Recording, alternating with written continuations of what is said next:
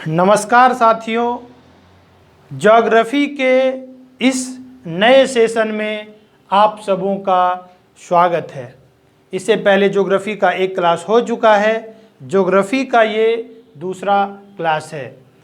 मैंने यहाँ पे कुछ लिखा है जिसे मैं डिस्कस करता हूँ और बताता हूँ कि आखिर ये जो 7 महाद्वीप, अभी 7 महाद्वीप की स्थिति देखते हैं, जैसे north America, south America, Africa, Europe, Australia and Antarctica, ये जो 7 महाद्वीप देखते हैं, इसकी स्थिति पहले एक जैसे नहीं थी। ये सारे महाद्वीप आपस में जुड़े हुए थे, सारे महाद्वीप आपस में जुड़े हुए थे, जो कि स्थलमंडल के रूप में था, जिसे कि पैंजिया बोला जाता था।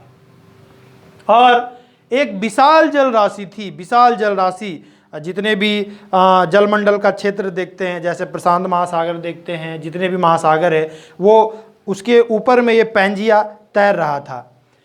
आप देखेंगे कि कार्बोनीफेरस युग में सारे स्थलमंडल आपस में जुड़े हुए थे।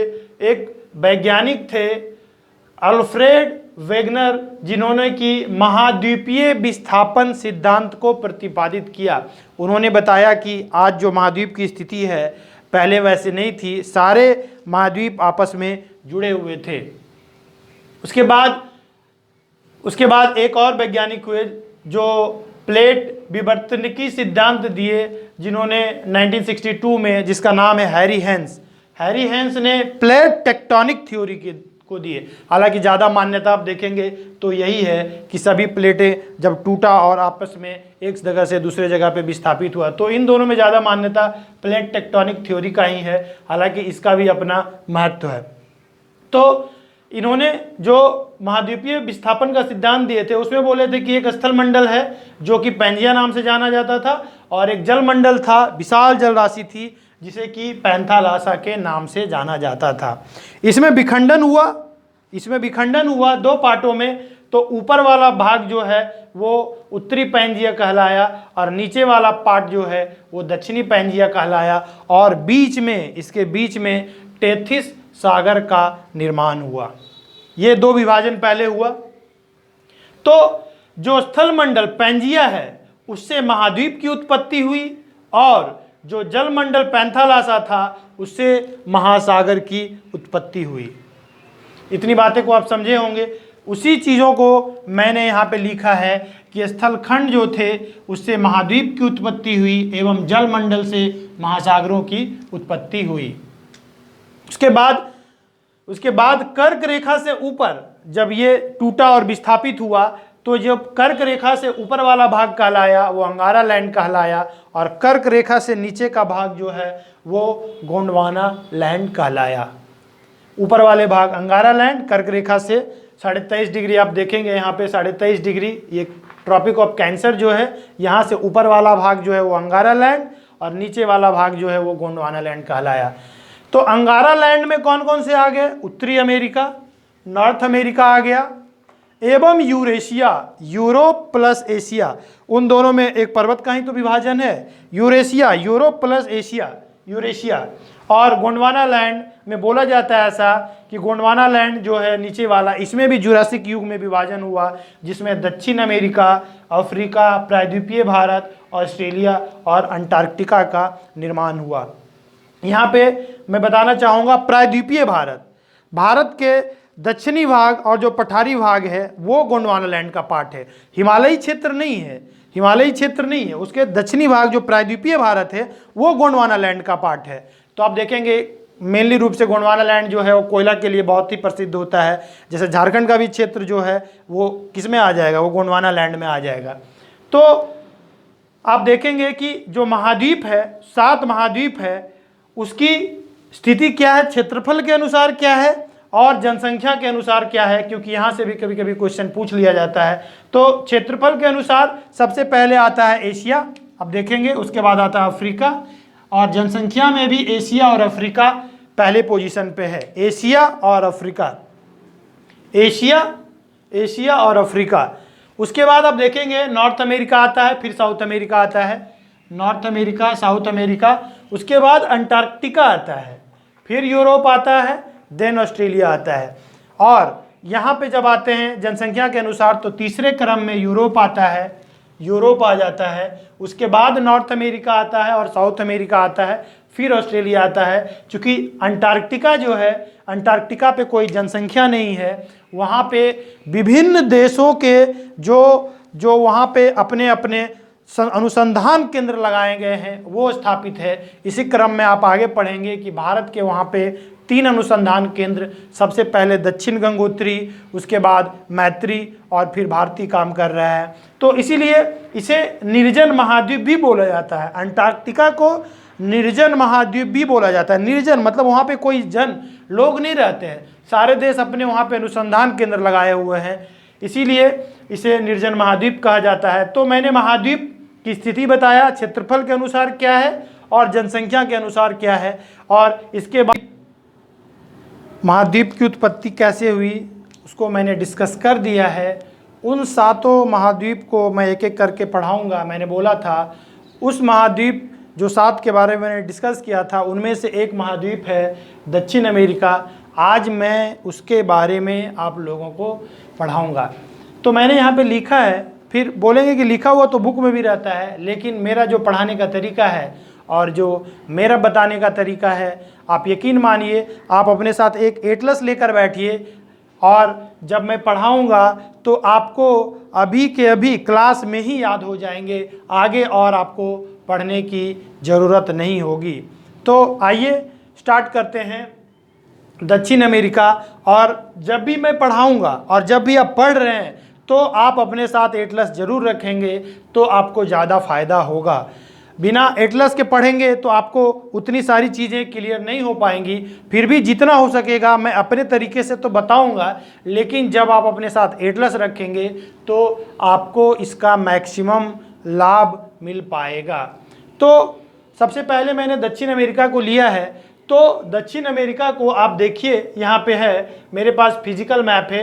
हालांकि आप जब एटलस रखेंगे तो उसमें आपको पॉलिटिकल और फिजिकल दोनों पता चलेगा, ताकि पता चलते रहे कि कौन सा देश कहाँ पे है। तो ये देख रहे होंगे कि साउथ अमेरिका, दक्षिण अमेरिका का ये पोजीशन है। तो इसमें दक्षिण अमेरिका से जितने भी प्रश्न बनते हैं उन सारे चीज़ों को मैं बताऊँगा। तो उनमें सबसे पहले है कि दक्षिण अमेरिका जो है यह लैटिन अमेरिका का भाग है। तो इससे पहले मैं बताया था कि जो भी कर्क रेखा है, कर्क रेखा से जो ऊपर गया वो अंगारा लैंड का पार्ट कहलाया, और जो कर्क रेखा से नीचे का भाग है वो गोंडवाना लैंड का भाग है। उसी क्रम में मैंने बताया था कि दक्षिण अमेरिका जो है वो गोंडवाना लैंड का भाग है। ये तो पहला हो गया। अब आपके मन में प्रश्न आ रहा होगा कि ये लैटिन अमेरिका क्या होता है। तो आइए मैं आपको लैटिन अमेरिका के बारे में बताता हूँ कि लैटिन अमेरिका के बारे में यहाँ पे मैंने लिखा भी है कि देखेंगे तो एक साउथ अमेरिका तो लैटिन अमेरिका हो ही गया। इसके अलावे यहाँ पे देखिएगा कि पनामा जल संधि है। नॉर्थ अमेरिका और साउथ अमेरिका को पनामा जल संधि अलग करती है।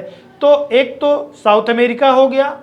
यहाँ पे आप देख रहे होंगे ये वाला जो नॉर्थ अमेरिका है उसके नीचे में यहाँ पे मैक्सिको है, तो ये मैक्सिको हो गया।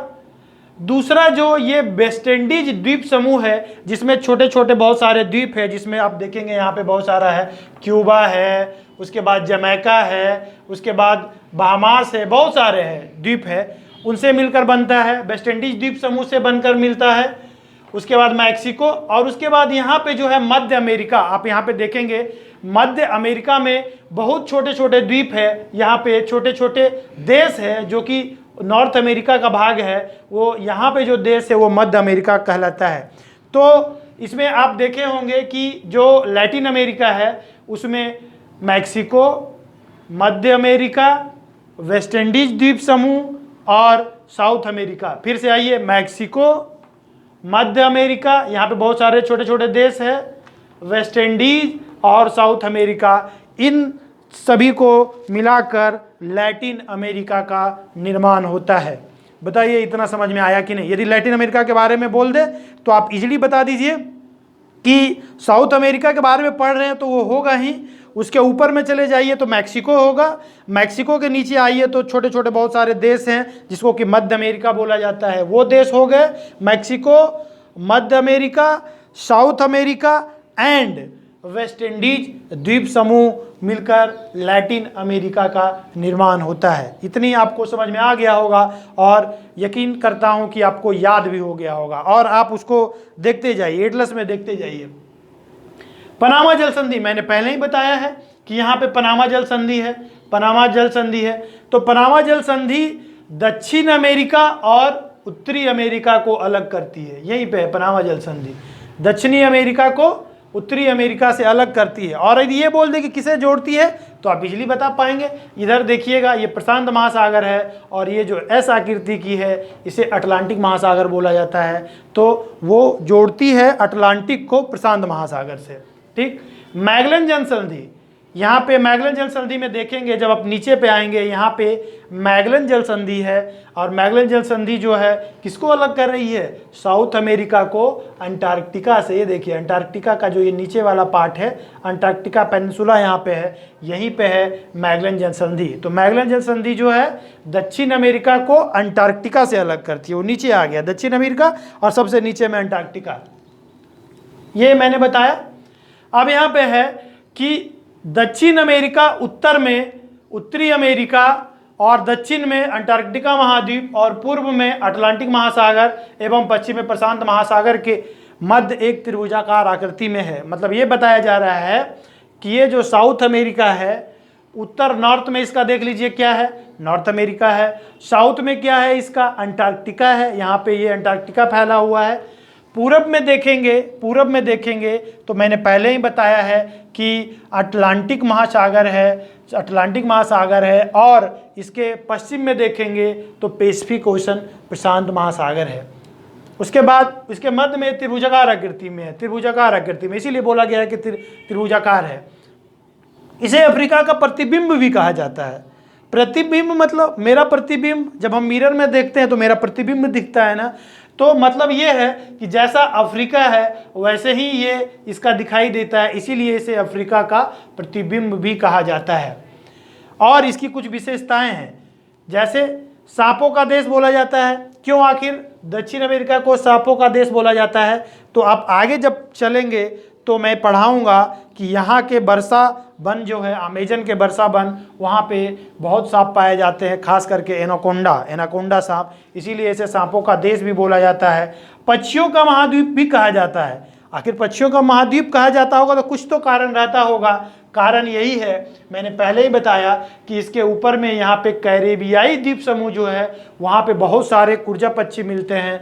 कैरेबियाई क्रॉन्ज पक्षी जो है, जिसे कुर्जा पक्षी भी कहा जाता है, इसीलिए इसे पक्षियों का देश भी कहा जाता है।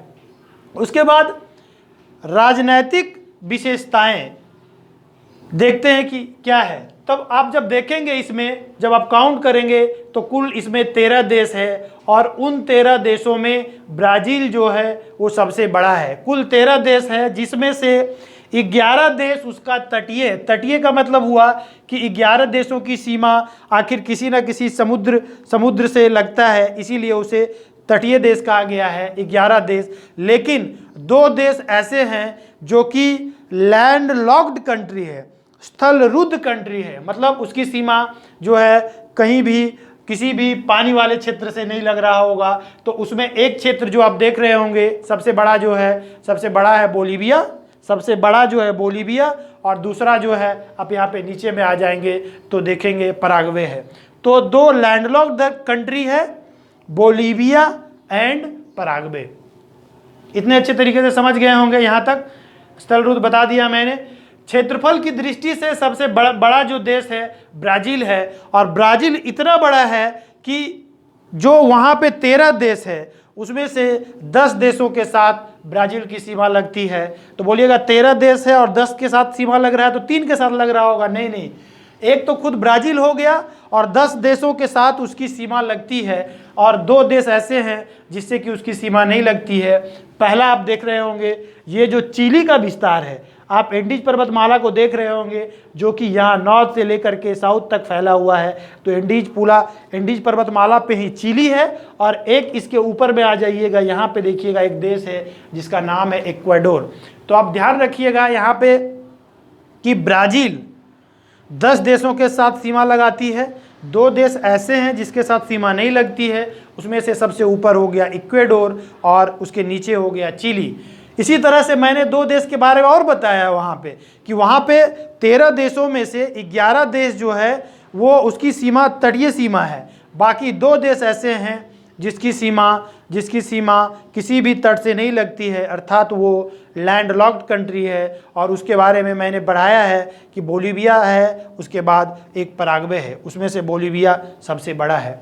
उसके बाद आते हैं कि दक्षिण अमेरिका, उत्तर में आप देखेंगे यहाँ पे तो सबसे नॉर्थ में जो है, सबसे नॉर्थ वाला कंट्री है उसका, जिसका नाम है कोलंबिया। और सबसे साउथ में जब आ जाएंगे तो वो है टेरा डेल फ्यूगा। आप उसको देखते जाइए, आप अपने एटलस में देखते जाइए तो पता चलेगा। तो ये देश में सबसे ऊपर हो गया कोलंबिया और नीचे में हो गया टेरा डेल फ्यूगा। और ब्राज़ील का जो नाम है, खास करके ब्राज़ील, मैंने बताया है कि अमेजन का वर्षावन जो है इसी तरह से फैला हुआ है। यहाँ से जो वर्षावन है वो विषुवत रेखा के पैरेलल गया है और इधर आके गिरी है अमेजन नदी। उसके आसपास के जो क्षेत्र है वो वर्षावन है। ऐसा बोला जाता है कि अमेजन वर्षावनों में डेली बारिश होती है दोपहर को, और शाम होते होते वर्षा होती है, शाम होते होते वर्षा होती है। इसके कारण घने बने जंगल हैं वहाँ पे, और उसे विश्व का, अमेजन वनों को विश्व का फेफड़ा भी बोला जाता है, क्योंकि जितने भी विश्व पे, धरती पे ऑक्सीजन मिलता है उसका 30% ऑक्सीजन जो है हमें अमेजन के वर्षा वनों से मिलती है। अभी कुछ दिन पहले वहाँ पे देखेंगे कि आग लग गया था, जिसके कारण वो चर्चा में भी था, तो वो बाद की बात है, मैं उसके बारे में भी पढ़ाऊँगा। अब यहाँ पे जो ब्राज़ील का नाम पड़ा है, एक ब्राज़ील ब्रिज के नाम पे पड़ा है, इसीलिए उसे ब्राज़ील कहा जाता है। और सेल्वास जो वर्षावन है, अमेजन वर्षावन, उसे ब्राज़ील में सेल्वास भी कहा जाता है, मैं वो भी आगे पढ़ाऊँगा। तो इतनी चीज़ें हो गई। और जैसे कि मैंने यहाँ पे बताया था कि सबसे नॉर्थ में जो कोलंबिया है, नॉर्थ में कोलंबिया, और सबसे साउथ में जो है टेरा डेल फ्यूगा है। तो बताइए, अभी कोलंबिया 2020 में चर्चा में रहा था, हालांकि लॉकडाउन होने के कारण फिजिकल बैठक तो नहीं हो पाई, लेकिन जो वेबिनार होता है, जो कि ऑनलाइन होता है, वहाँ पे बैठक होने वाला था।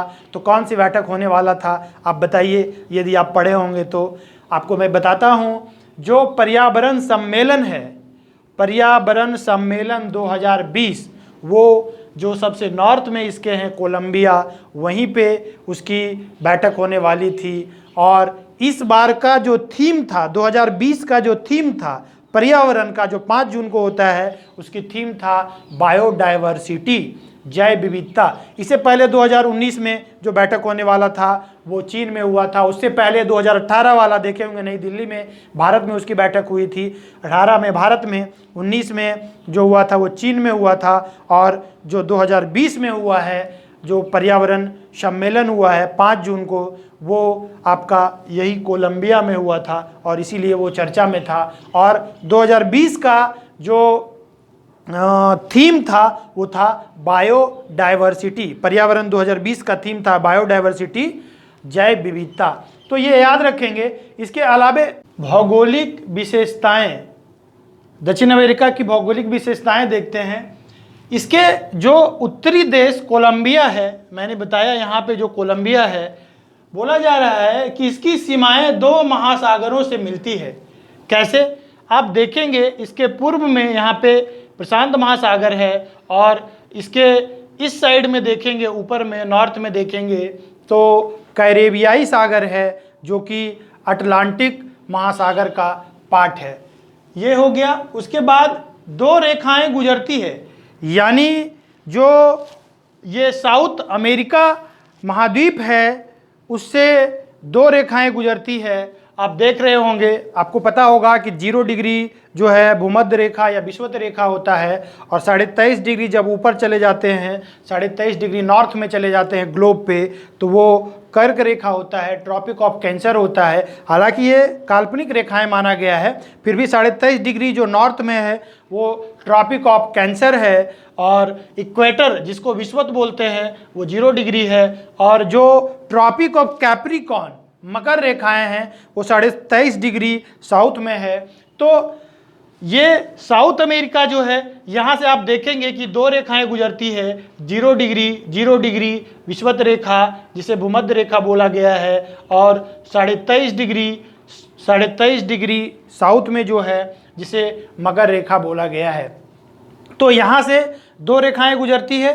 तो जो विषुवत रेखा पार कर रही है साउथ अमेरिका से, तो वहाँ से किस किस देशों से होकर गुजरती है, इस तरह से पढ़ते जाएंगे। जो भी महाद्वीप आते जाएंगे उसे पढ़ते जाएंगे कि किस किस देशों से गुजरती है। सारा एक साथ याद नहीं करना है, रटना नहीं है कि कौन कौन से देशों से विषुवत रेखा गुजरती है और कौन कौन से देशों से मकर रेखा गुजरती है, कर्क रेखा गुजरती है।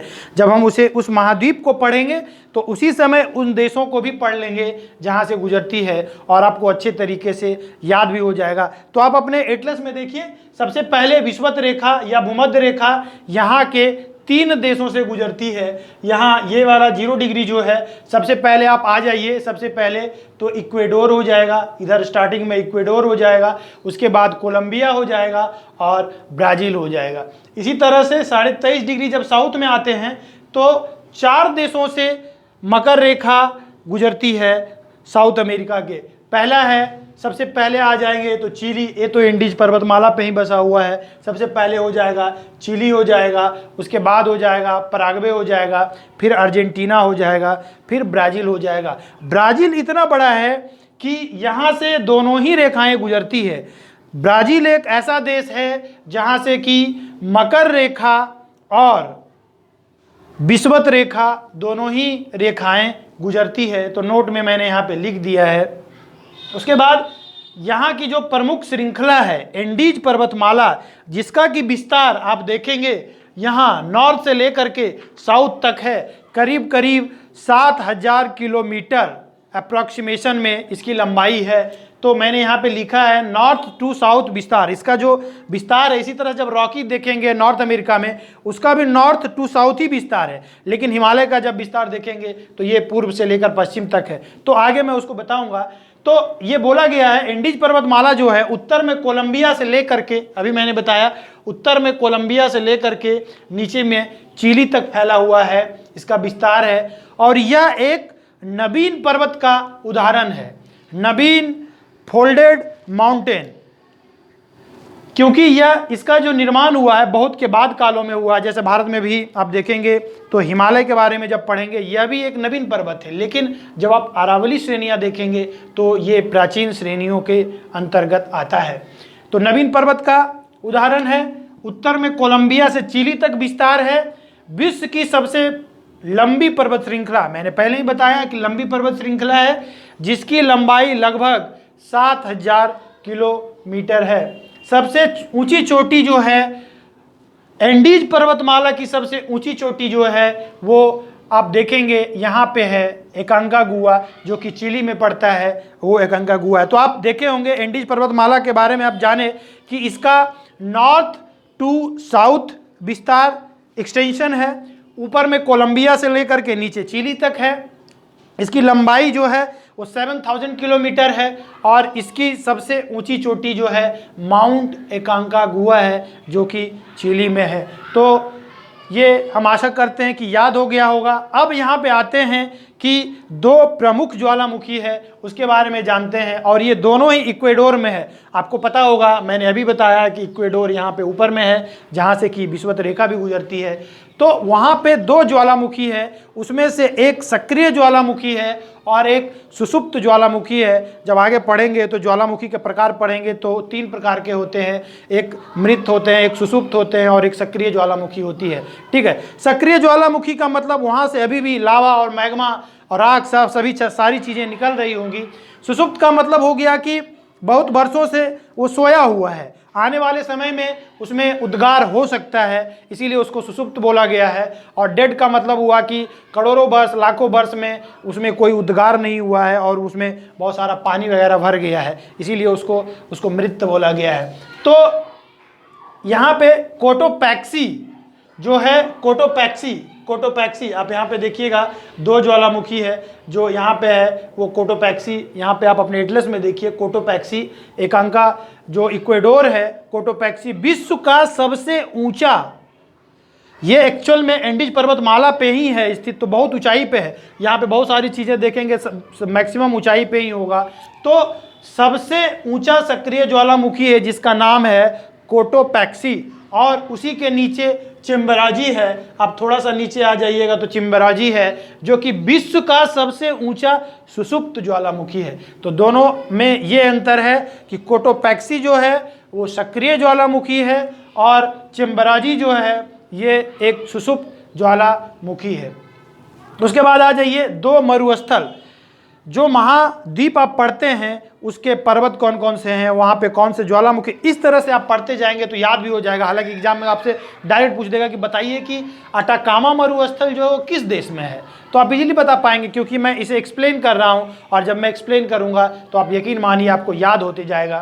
तो सबसे पहले आते हैं अटाकामा मरुस्थल। अटाकामा, जब आप एंडीज पर्वतमाला देखते हैं, एंडीज पर्वतमाला देखते हैं और ये जब चिली में आते हैं तो यह एंडीज पर्वतमाला का पश्चिमी भाग में चिली का तटीय क्षेत्र में यह है। और अटाकामा मरुस्थल के बारे में बोला जाता है कि विश्व का सबसे शुष्कतम स्थान, शुष्क ड्राइएस्ट पार्ट है अटाकामा मरुस्थल। उसका रीजन ये है, आखिर शुष्क है तो इसका तो कुछ रीजन होगा, जब आप आगे पढ़ेंगे तो यहाँ से जो ठंडी जलधारा चलती है जिसको कि पेरुवियन या हम्बोल्ट जलधारा बोला जाता है। एग्जाम में यहाँ से बहुत सारे क्वेश्चन पूछा भी जाता है, आप देखेंगे बिहार एसआई में यहाँ से पूछा भी गया है कि पेरुवियन या हम्बोल्ट जलधारा जो है वो कैसी जलधारा है, तो उसका रीजन है ठंडी जलधारा है। और आप एक चीज़ और ध्यान दीजिएगा, क्वेश्चन भी पूछा जाता है कि विश्व के लगभग जो मरुस्थल है वो किसी भी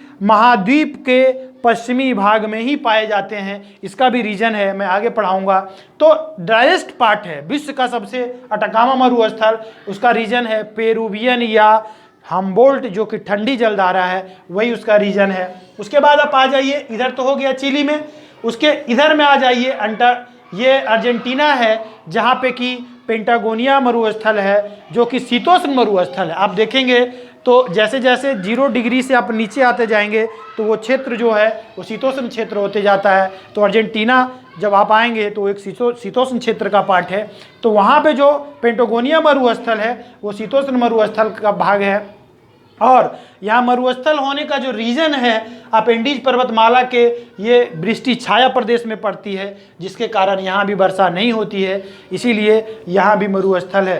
तो दो मरुस्थल के बारे में मैंने देखा, यहाँ से एक ब्रीफ हिस्ट्री बता देते हैं, भौगोलिक विशेषताएं में देखें। उसके बाद देखें कि यहाँ से दो रेखाएं, विषुवत रेखाएं गुजरती है और मकर रेखाएं गुजरती है। ब्राज़ील एक ऐसा देश है जहाँ से विषुवत रेखाएं और मकर रेखाएं दोनों गुजरती है। उसके बाद मैंने एंडीज पर्वतमाला के बारे में बताया। उसके बाद मैंने दो ज्वालामुखी जो कि सबसे ऊपर में है कोटोपैक्सी, और उसके बाद चिम्बराजी। कोटोपैक्सी जो एक सक्रिय ज्वालामुखी है और चिम्बराजी जो है वो एक सुषुप्त ज्वालामुखी है, और दोनों ही इक्वेडोर में ही है। उसके बाद मैंने मरुस्थल के बारे में बताया। पहला जो है अटाकामा जो कि चिली में पड़ता है, और ये सबसे ड्राइएस्ट मरुस्थल भी है, सबसे सूक्ष्म मरुस्थल भी है। और उसके बाद मैंने पेंटागोनिया मरुस्थल के बारे में बताया जो कि अर्जेंटीना में है। तो अब इसके बाद आगे का जो भी यहाँ की नदियाँ हैं और यहाँ पे जो भी जो मिनरल्स पाए जाएंगे तो मैं उसके बारे में अगले क्लास में बताऊँगा। और आप मेरा YouTube चैनल को लाइक कीजिए, सब्सक्राइब कीजिए और शेयर कीजिए ताकि मेरा भी मनोबल बढ़ा रहे, और मैं इसी तरह से और भी क्लास लेके आता रहूँगा। और आप यकीन मानिए, आप मेरे साथ बने रहिए, आपको सारी चीज़ें क्लास में याद हो जाएगी। ज्योग्राफी को मैं इतने अच्छे तरीके से पढ़ाऊँगा कि सारी चीज़ें आपको क्लास में ही याद होगी, लेकिन आप अपने साथ एक एटलस ज़रूर रखिए जिससे कि आपको मैक्सिमम बेनिफिट मिल पाए। Thank you.